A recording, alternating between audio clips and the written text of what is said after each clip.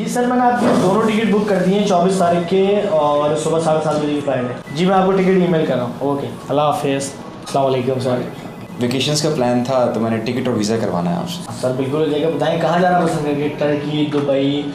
वैसे इस मंथ के एंड में जो है हमारा बाकू का एक ट्रिप जा रहा है, अगर आप कहते हो तो मैं आपका टिकट उसमें भी लगा सकता हूँ। नहीं, देखिए मुझे बर्मा जाना है। बर्मा?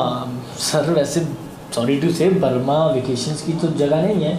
आप टर्की ट्राई करें, टर्की बहुत खूबसूरत है। आपकी बात बिल्कुल ठीक है, लेकिन मुझे बर्मा जाना है। सर देखें, मुझे लगता है कि आपने शायद सोशल मीडिया फॉलो नहीं किया।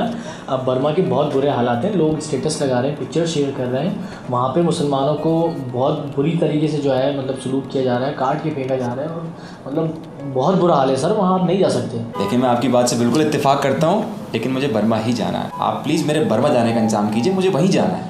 सर देखिए, मैं आपको समझाने की कोशिश कर रहा हूँ कि बर्मा जाना इस वक्त खुदकुशी है।